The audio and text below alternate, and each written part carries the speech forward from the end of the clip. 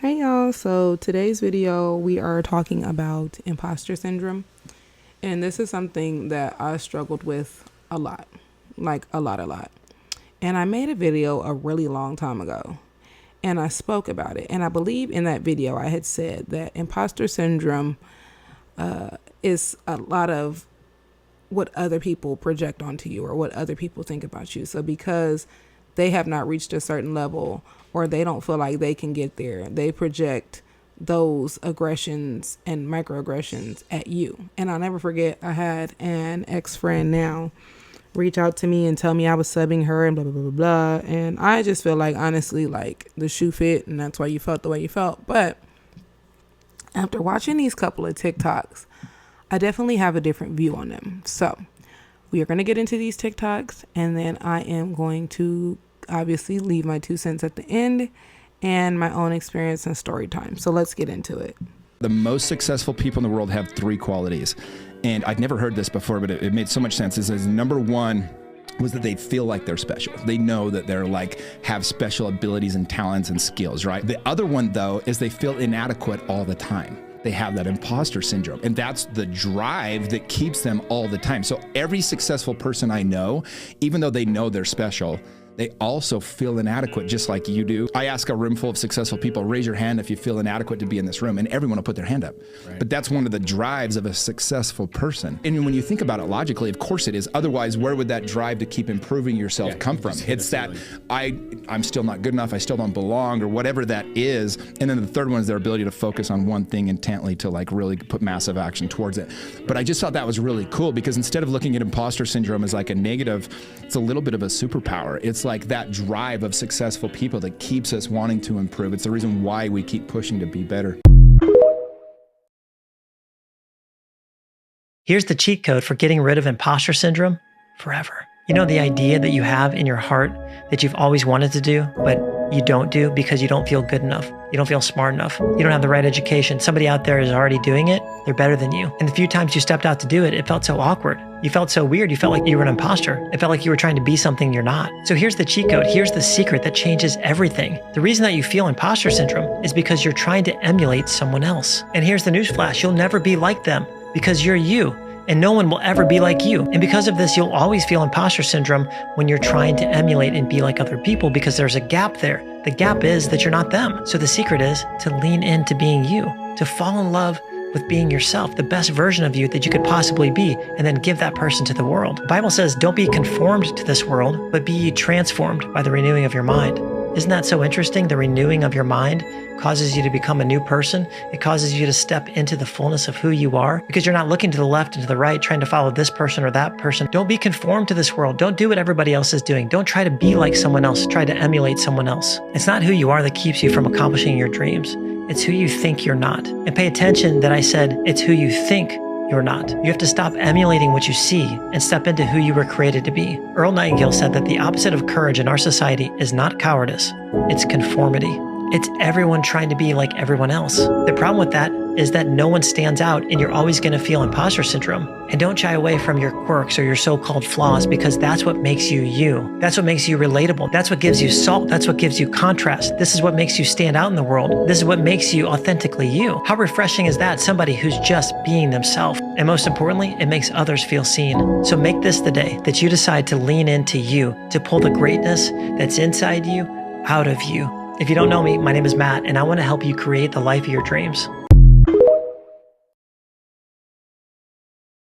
It's big bags, listen up the Billy band, take a minute, working back, party back, you know you want to if it's up, then it's up, then it's up, then it's up. If it's up, then it's up, then it's up, then it's up. Up, then it's up. If it's up, then it's up. If it's up, then it's up, then it's up, then it's. So we're gonna have to stop using the term imposter syndrome. It's fucking annoying, it's attention seeking, and it's practically redundant. Yep, I'm an insensitive cow.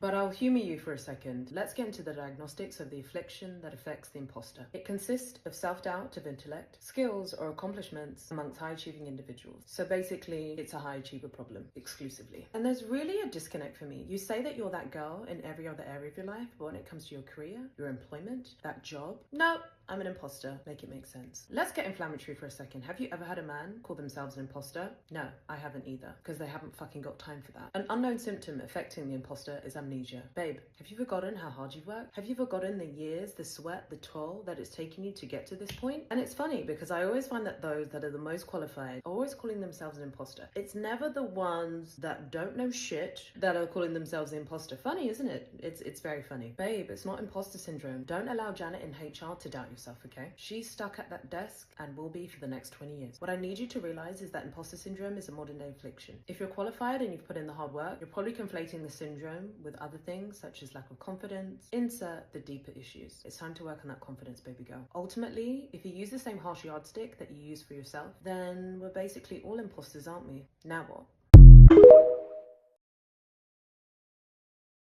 Hi, I'm going to cure your imposter syndrome with the story that I heard that cured my imposter syndrome. So here we go. Neil Gaiman, famed author of Coraline and other series like American Gods, was talking about this one time that he got invited to a party. And at this party, there were so many people that were rich, famous, successful, powerful from all kinds of different industries. And Neil Gaiman himself said, "Damn, I don't really know how I ended up here. I feel really out of place." Mind you, Neil Gaiman is one of the most popular and successful authors of all time. But that's not what cured my imposter syndrome. The story continues that he is talking about he met someone else at this party with the same first name as him. They're both named Neil, and he broke the ice with that. He was like, "Oh, how funny, we both have the same name. Ha ha he he ha ha."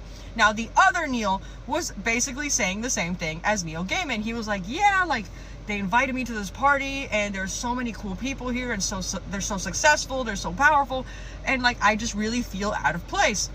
Do you know who the other Neil was? Neil Armstrong, the astronaut, the guy that's been to the moon. This dude has left orbit and he's worried about what other people in a room think about him. And I'm pretty sure no one else in that room has been to the moon. I'm like 99% sure statistically no one else has been to the moon. So if even Neil Armstrong can feel imposter syndrome, that's how you know it's a scam. Apply for that job, open that business, do that thing you want to do. You deserve to be there. You're doing so great and I literally love you. Bye!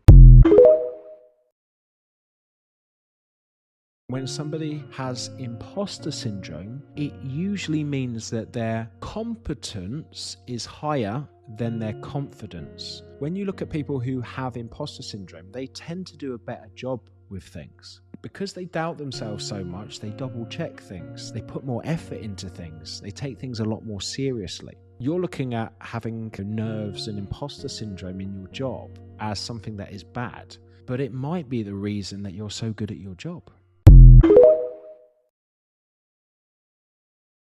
Somebody about to get real upset at this. I'm going to say it anyway, but somebody need to hear it. You don't have imposter syndrome. You are an imposter. The system is not built for you. The position is not built for you. You are not meant to be in the position that you are in. You are an imposter. I'm so sorry that you have to go through the isolation and the feelings that come with that, but the sooner you accept that you are an imposter, the easier it will be to navigate. I used to beat myself up so bad when I would face so much racism going through school and feeling just like, why am I here? It's like I don't belong. They didn't want me there. I didn't belong there. The only black male clinician in my entire cohort and one of few black people. I did not belong. I was an imposter and they treated me like it. Do not gaslight yourself out of that experience, because that's how we avoid changing these systems and institutions. So many people struggle with imposter syndrome, and some have become wildly successful, but they don't feel like they deserve it, or if people only knew the real me. And guess what? You're just like everybody else. I want you to write down your successes. You can't believe it. I saw a musician who sold 400 million records who had the imposter syndrome, but when I had him go home and actually write down his accomplishments, he came back and he goes, "No, I'm accomplished."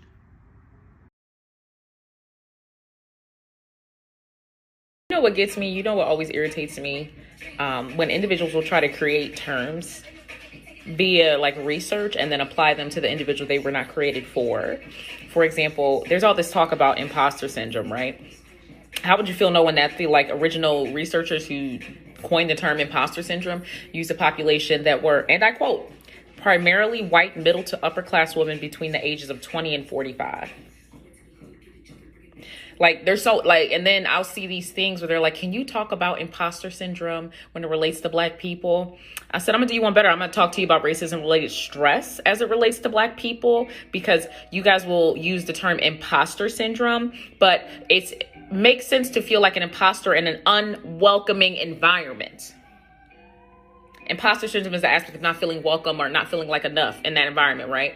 So if I'm in a racist environment, if I'm in a sexist environment, if I'm in an oppressive environment, I guess that makes me feel imposterish. I guess that makes me feel like an imposter. Or am I dealing with my reaction and my appropriate response to racism, oppression, and sexism, and colorism, and texturism? Like, what?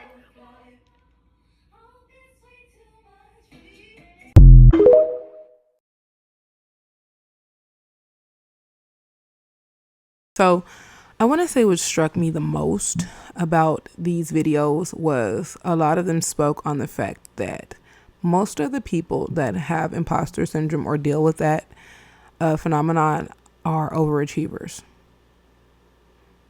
And that got me because I was like, oh, wow, that makes so much sense. And it's like a blessing and a curse, right? So I've spoken about in my people pleasing video that the reason why I am the perfectionist and the overachiever that I am is because I was always trying to like vie for my mom's attention. Like I was always trying to get my mom's approval. My dad, there were certain things my dad required of us, but because I was in like a co-parenting situation and I wasn't around my mom much, it was very much that like, oh, I have to prove that I'm worth her time or whatever it is, right? And so I realized that for me, part of my people pleasing definitely was being the overachiever, like wanting to get the straight A's, wanting to be the best at whatever it is, right? And the reason why I say it's partially a blessing is because the sad part is you don't feel like every time that you accomplish something, you don't feel like it's enough, or you don't feel like it's good enough, or you feel like you could have done better somewhere, right? And it causes you to literally be the best that you can be. The curse in that, though, is that you're literally probably doing more than everyone else around you, but you don't even give yourself the credit because you're too busy psyching yourself out, telling yourself that you're not doing enough. And this is something that I can relate to so much. Like I remember in the beginning of my relationship, around that time period, I was like my business started to pick up. I had got my very first salon of my own. And I remember telling him, as well as telling like my mother and some of my other family members, that like, you guys are so used to me being who I am that I think that you guys forget that I'm damn near a unicorn. And everybody around me all reacted the same. Like, what are you talking about? And I was like, you all deal with me like what I do and who I am is regular. And it might be that for me, but not everybody is doing this. Not everybody my age is doing this. This is not normal for my age group. This is not normal for myself. This is not normal, for a woman or a Black woman at that, right? And I realized in that I had to start celebrating me. And it was transpiring in my friend groups as well. Now, I've never looked at anybody like they're beneath me or below me. I've always been the person that wanted to take everybody with me. I talked about that in my Friends Who Secretly Hate You video. I've always wanted to take people with me. What I've always struggled with, though, was once I began to learn who I was, once I began to have confidence in myself, once I learned to give myself my flowers and validate myself, is when the people around me started to resent me. There were people that tried to humble me. Oh, you're not as good as you think you are. Oh, your problem is you think you're better than everybody. And it took me a really long time to realize that was just projection and to identify it as that and let it go. And I still struggle with it from time to time. I've had people around me try to tell me how I should run my business or how I should do things. And I had to start to like look at other people and tell myself, like, there's nobody, you know, that saying of like, how could you tell me how to make 100K and you don't even have the 100K? Same thing, right? And it's kind of people living vicariously through you.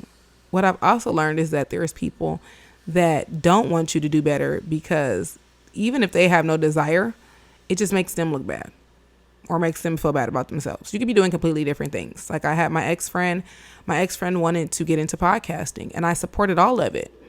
And when I, said, hey, you know what, I think I want to get back into content creation. Like I've had my YouTube channel for so many years and I could have been here, and here. I'm looking at people that are, started their channels around the same time as I did, and they've blown up.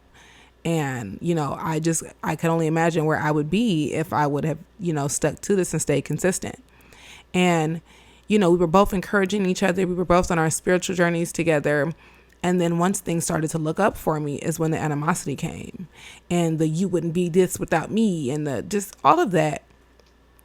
And during the time when I was trying to navigate it, I spoke about this in my people pleaser video, or my pick me video. I'm sorry. I spoke about this where these things would happen to me and I would look up and be like, why are they happening to me? What am I doing to people that is making people feel this way? Like, what is it about me that's attracting these types? And what I've learned over time was that it was nothing about me. It was just the fact that I kept a lot of people around me for so long. Because a lot of us, we grow up and we want these friendships where we can say, oh, I've been friends with this person for 25 years.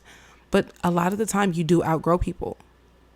And, some people, because I don't care what anyone says, we've all been haters at some point, right? We've all been a hater before until we got our ish together. But I could look at certain people and look at certain people's situations, especially when I was a hater, and be like, well, why them and not me? Or I'm working hard and I'm doing this and I'm doing that. But like, guys, you forgot about me. And it wasn't until I changed my mindset and I stopped being a victim and I started to hold myself accountable for the things that were happening around me that things started to look up. Now I embrace my imposter syndrome.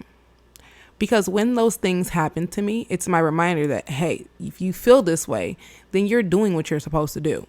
Give yourself your flowers.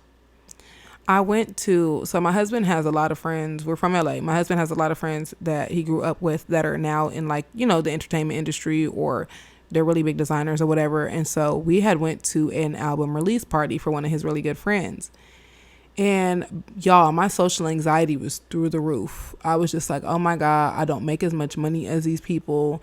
A lot of you guys know I had like bariatric surgery some years ago. So I'm still dealing with body dysmorphia. And I'm like, oh my God, I don't look like I used to, like I have loose skin. I have this and that. And it was just so many things that were just trying to think me out of the space. And I had to tell myself that no matter what I feel, I deserve to be here, because the opportunity presented itself in order for me to be here and be in these rooms and be in these spaces with these people. I deserve to be here. And so if I can offer any advice, when that imposter syndrome starts to sink in, allow it. And then ask yourself, why do I feel this way? I've been doing this for this many years. I've been working for this. My opportunity finally came. Explain to me why we don't deserve to be in this room. Because that's what it be. And then what I've learned too for myself is sometimes you're working so hard. When you got your head down and you're focused on your work, you don't even realize that like you've already made it. And so you look up and it just literally seems like, oh shit, I'm here. Oh shit. And it's very intimidating and it's very scary sometimes. But you have to remind yourself, I put in this work. This is what I wanted. I deserve to be here. And if it wasn't for me, God wouldn't have given it to me. So you guys get in the comments. As always, leave me your stories. Let me know how you feel. Let me know if this resonated with you or this helped you in any way, shape, or form. If there's any other topics you'd like for me to speak on, I'll definitely do that too. I appreciate you all being here, and I will talk to y'all in the next video. Bye.